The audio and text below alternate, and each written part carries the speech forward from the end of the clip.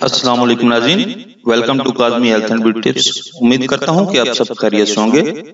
Kazmi Health and Beauty tips کی جانب سے آپ سب دوستوں کو، آپ سب ویورز کو عید الاضحیٰ کی خوشیاں مبارک۔ ناظرین، ذو الحج ایک بابرکت اثار اور قربانی والا مہینہ ہے۔ اس مہینے میں اللہ تبارک و تعالیٰ نے دو چیزوں کو مسلمانوں پر فرض کیا، پہلا حج اکبر اور دوسرا ہے جانوروں کی قربانی۔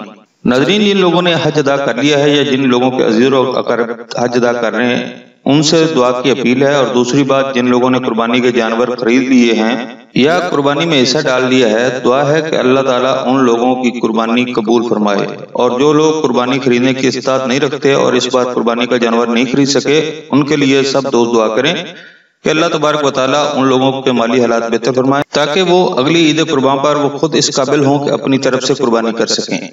ناظرین، میری آپ دوستوں سے گزارش ہے کہ اپنی خوشیوں کے لمحات میں ان لوگوں کو ضرور یاد رکھیں جو آپ کے رشتہ دار ہیں مگر غریب ہیں، آپ کے ہمسائے یا پھر وہ لوگ جو قربانی نہیں کر سکے مگر اپنی سفید پوشی برقرار رکھنے کی خاطر کسی کے گھر جا کر گوشت نہیں مانگ سکتے۔ ناظرین، آج کے مفاد پرستی کے دور میں لوگ دکھاوے کی قربانی کرتے ہیں اور کوشش کرتے ہیں کہ اپنے رشتہ دار یا پھر ہمسائے سے اچھا اور بڑا جانور لا کر قربانی کریں، جبکہ اسلام میں اس کی ممانعت ہے اور فرمایا گیا کہ جتنی استطاعت ہو اس طرح کی قربانی کریں۔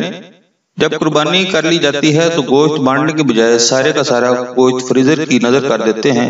ناظرین، آپ خود ہی سوچیں کیا یہ طریقہ اچھا ہے؟ ناظرین، گوشت فریزر میں رکھنے سے قربانی قبول نہیں ہوتی۔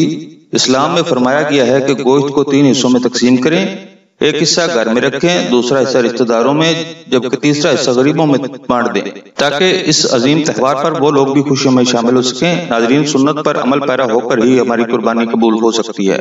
خدا را اپنی دنیاوی اور آخرت کی زندگی کو اسلام کے مطابق ڈالیں۔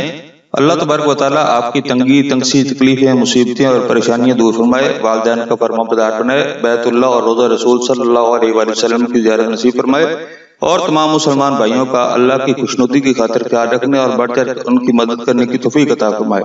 ناظرین، میری باتوں کا مقصد ہرگز کسی بھی مسلمان بھائی کی دل آزاری کرنا نہیں، پھر بھی اگر کسی کی دل آزاری ہوئی ہو تو میں معذرت خواہ ہوں۔ ایک بار پھر Kazmi Health and beauty channel کی جانب سے آپ سب دوستوں کو عید الاضحیٰ کی خوشیاں مبارک ہوں۔ آخر میں دعا ہے کہ اللہ تعالیٰ ہمیں نیک اور سیدھے راستے پر چلنے کی توفیق عطا فرمائے، آمین۔ Thanks for watching. Do not forget like and subscribe.